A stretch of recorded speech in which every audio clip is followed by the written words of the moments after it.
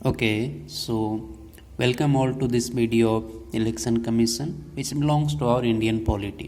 Okay, so आज हम लोग इस वीडियो में what we are going to see is कि इलेक्शन कमीशन क्या है। सबसे पहले हम लोग इसके बारे में देखेंगे किस प्रोविज़न से, किस आर्टिकल से हमें ये पावर मिलती है कि इलेक्शन कमीशन सारे इलेक्शंस कंडक्ट कराएगा।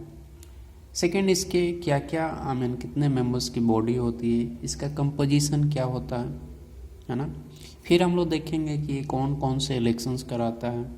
फिर हम लोग देखेंगे कि इसके पावर्स क्या क्या है इलेक्शन कमीशन ऑफ इंडिया के, इसके विजन्स क्या है, इसके मिशंस क्या है। तो इन सारी चीज़ों को हम लोग इस वीडियो में डील करने वाले हैं। तो चलिए इस वीडियो को हम लोग स्टार्ट करते हैं। ओके, सो सबसे पहले तो मैं आपको बता दूं कि आर्टिकल 324 जो है वो आपको इलेक्शन कमीशन ऑफ इंडिया जो है उसको 3 पावर्स देता है। क्या क्या? पहला तो है सुप्रिटेंडेंस का, सेकंड है डायरेक्शंस का और तीसरा कंट्रोल का। इलेक्शंस को लेकर के ये 3 पावर मिले हुए हैं कि इलेक्शन कमीशन क्या क्या कर सकता है। सुप्रिटेंडेंस कर सकते हैं, यानी कि जो भी होता है दिशा निर्देश देख रेख या उसके अपने अंडर में किसी चीज़ को कराना है ना। डायरेक्शन दे सकता है किसी भी स्टेट गवर्नमेंट को या फिर किसी भी डिपार्टमेंट या अथॉरिटी को। तीसरा होता है कंट्रोल, ये कंट्रोल भी करता है। जब इलेक्शंस का टाइम्स आता है तो ये सुपर पावर हो जाता है ना। किसी को भी रिजाइन करना, किसी को भी ट्रांसफ़र करना, या स्टेट गवर्नमेंट या फिर और अथॉरिटी के हाथ में नहीं बल्कि इनके हाथ में आ जाता है ना। तो और इलेक्शंस के बारे में अगर हम बात करें तो इंडिया में जो इलेक्शंस होते हैं उसके प्रोविजंस जो आपको आर्टिकल में देखने को मिलते हैं वो आपका 324 से लेकर के 329 आर्टिकल के बीच है। और ये जो हम लोग का जो पावर मिलता है वो कहाँ से मिलता है, तो आर्टिकल 324 से। अब इलेक्शन कमीशन की अगर हम बात करें तो क्या है, ऑल इंडिया बॉडी है, ये हम भी जानते हैं। क्यों? क्योंकि ये ऐसा नहीं है कि केवल ये स्टेट का इलेक्शन कराता है या फिर केवल और केवल सेंटर का ही, यानी लोकसभा और राज्यसभा का। तो ऐसा है नहीं, ये सारे के सारा कराता है, स्टेट का भी कराता है, यूनियन का भी कराता है। तो हम बोल सकते हैं कि ये ऑल इंडिया बॉडी है। दूसरा कि ये आपका कॉन्स्टिट्यूशन में इसका प्रोविज़न है, तो हम लोग बोल सकते हैं कि ये कॉन्स्टिट्यूशनल बॉडी है ना। और इसका कंपोजिशंस के बारे में हम चलते हैं। कंपोजिशंस की अगर हम लोग बात करें तो ये हमेशा से ही वेरिएबल रहा है, क्योंकि आर्टिकल जो भी आपका है, जो कॉन्स्टिट्यूशन में इसका प्रोविज़न है इलेक्शन कमीशन ऑफ इंडिया के रिगार्डिंग, ये फिक्स नहीं है कि इसका नंबर कितना होना चाहिए। ये डिस्क्रिप्शन ऑफ द प्रेसिडेंट है, यानी कि प्रेसिडेंट के मर्जी के ऊपर छोड़ दिया गया है कि वो 3 मेंबर्स के बॉडी बना रहे हैं या फिर 1 मेंबर्स का या फिर उससे ज़्यादा का। तो ये टोटल आपका डिस्क्रिप्शन ऑफ प्रेसिडेंट है ना। बट फिर भी हमेशा से ये वेरिएबल रहा है, बट 1993 से ये सेम है, फिक्स्ड है। मैं आपको बताता हूँ। तो इसका कंपोजिशन क्या होता है कि एक आपका चीफ इलेक्शन कमिश्नर होते हैं और उसके साथ अदर इलेक्शन कमिश्नर होते हैं। इन सबको मिला करके हमारा जो बॉडी होता है, आपका कंपोजिशन होता है इलेक्शन कमीशन ऑफ इंडिया का, इलेक्शन कमिश्नर का, वो बनता है। जैसा मैंने नीचे दे दिया है कि प्रेसिडेंट के ऊपर है कि रीजनल कमिश्नर को या फिर और जो अदर मेंबर्स है उसको अपॉइंट करना है ना। फिर आपका होता है कि जो भी सर्विस और इसका टेन्योर जो ऑफिस का है, यानी कि रिमूव करना है जो भी है, सर्विस कंडीशन जो है आपका किसके हाथ में है, तो आपका प्रेसिडेंट के हाथ में है। अब देखिए, जैसा मैंने बताया कि जो मेंबर्स होते हैं कंपोजिशन में, यानी कि इलेक्शन कमिश्नर के जो मेंबर्स होते हैं वो हमेशा से फिक्स नहीं रहे। आप देखिए, पहला अगर हम लोग बात करें 1950 से लेकर के 1989 तक तो केवल 1 मेंबर बॉडी था, यानी कि वही चीफ इलेक्शन कमिश्नर था और कोई उसके साथ और कोई मेंबर नहीं थे, यानी कि और कोई इलेक्शन कमिश्नर नहीं था।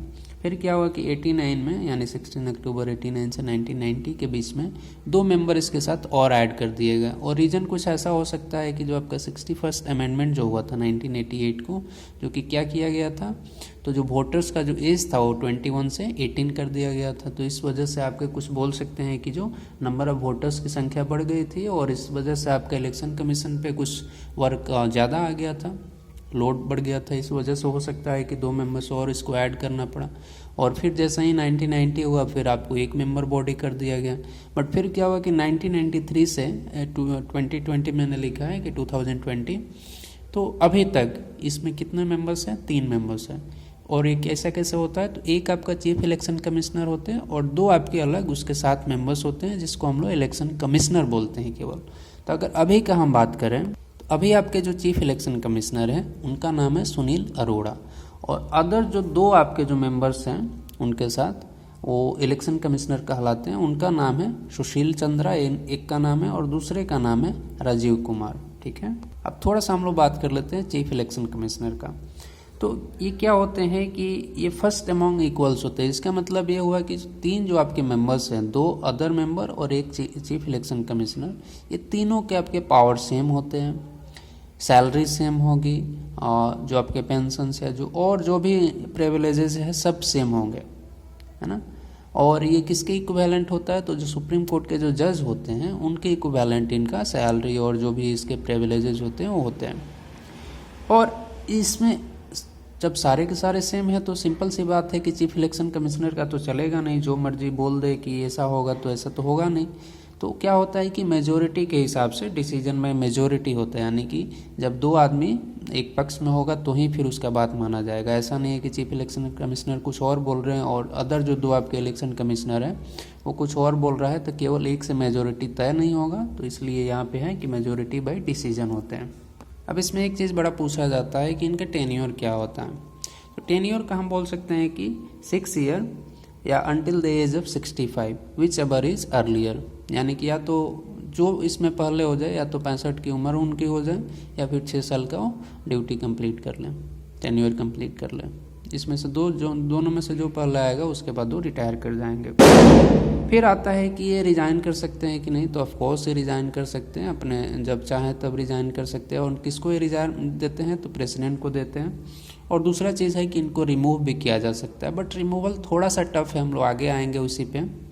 और यही एक रीज़न है पर्टिकुलर जिसके कारण हम लोग बोलते हैं कि जो इलेक्शन कमीशन ऑफ इंडिया वो एक इंडिपेंडेंट बॉडी है, एक ऑटोनोमस बॉडी है। चलिए उसको भी हम लोग देखेंगे। तो यहाँ पे इस टॉपिक में हम लोग देखेंगे कि जो आपका इलेक्शन कमीशन है अब वो इंडिपेंडेंट क्यों है, क्यों एक तरह से ऑटोनोमस है, क्या रीजन्स है, क्या उसको सेफगार्ड्स मिले हुए जिसकी वजह से वो एज ए इंडिपेंडेंट बॉडी काम करता है। तो हम लोग पहला तो बात है कि उनका जो सिक्योरिटी है, जो अब जो टेन्योर है वो फिक्स है, 6 साल या फिर 65 की उम्र, जो पहले अटेंड कर लें। दूसरा चीज़ है कि उनका रिमूवल जो है वो इतना सिंपल है नहीं, वैसा नहीं है कि प्लेजर ऑफ प्रेसिडेंट है, ऐसा है नहीं। जैसा ये गवर्नर के केस में होता है कि जब प्रेसिडेंट की मर्जी हुई एक नोटिस भेजा और गवर्नर अपने पद से हट गए, ऐसा है नहीं। तो इसी वजह से उनका जो ऑफिस होता है, उनका जो डिसीजन होता है, वो डिसीजन कुछ भी ले सकते हैं, इंडिपेंडेंटली ले सकते हैं, बिना यूनियन के दबाव के कि उनको रिमूव कर दिया जाएगा, तुरंत उनको सस्पेंड कर दिया जाएगा, ऐसा कुछ नहीं है। रीज़न यही है कि उनका जो रिमूवल होता है एज ए सेम एज जजेज ऑफ सुप्रीम कोर्ट, जैसे सुप्रीम कोर्ट के जज को हटाना हो या फिर इलेक्शन कमिश्नर को हटाना हो, दोनों का प्रोसेस सेम है। क्या प्रोसेस है मैं आपको बताता हूँ। इसमें क्या होता है कि जो भी कमिश्नर को हटाना है उसके खिलाफ एक मोशन रखा जाता है, मोशन लाया जाता है पार्लियामेंट में, और ये दोनों हाउसेस यानी कि लोकसभा और राज्यसभा दोनों से ही स्पेशल मेजोरिटी के साथ पास होना होता है।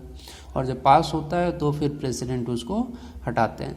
तो आप सिंपल सी भाषा में समझ सकते हैं, थोड़ा सा भी सेंस अगर है तो, कि अगर कोई भी छोटा सा बात हो या फिर बड़ा बात हो, कोई भी हो, अगर यूनियन गवर्नमेंट किसी भी इलेक्शन कमिश्नर को हटाना चाहता है तो वो लोकसभा राज्यसभा में लाएगा।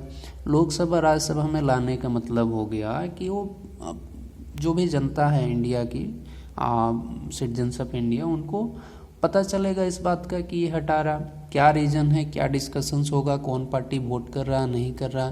तो ये सारी चीज़ों को जनता के बीच वो नहीं लाना चाहेगा, है ना, जब तक कि कुछ ज़्यादा सीरियस केसेस नहीं हो, है ना।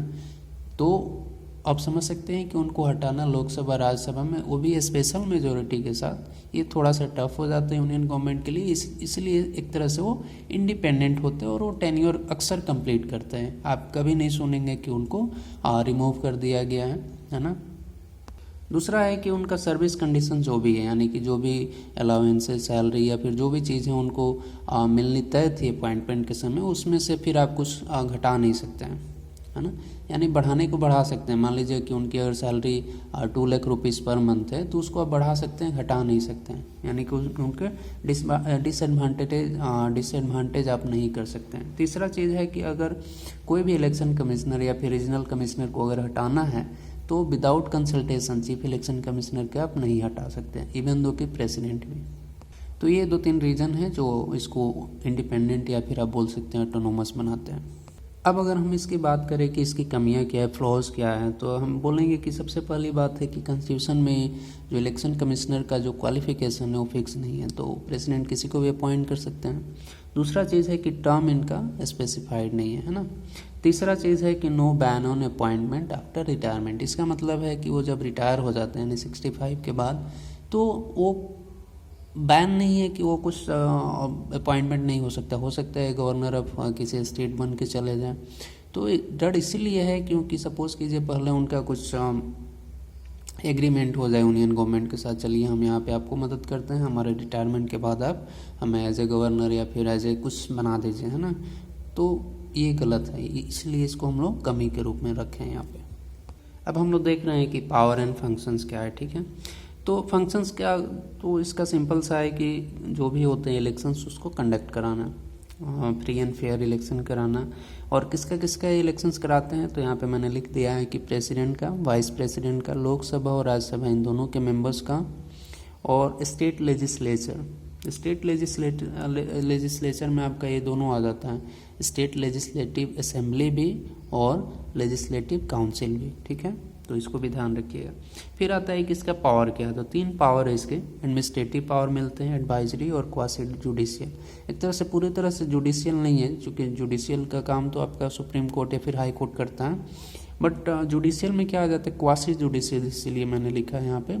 तो इसमें क्या होता है कि अगर कोई भी 2 पार्टी के बीच अगर झगड़ा है, सपोज कीजिए कि सिंबल को लेकर के या फिर कोई भी और झगड़ा हो, तो एक कोर्ट बना करके वहाँ पे उसको डिसीजन लेते हैं। तो इसलिए यहाँ पे क्वासी जुडिशियल का भी है काम।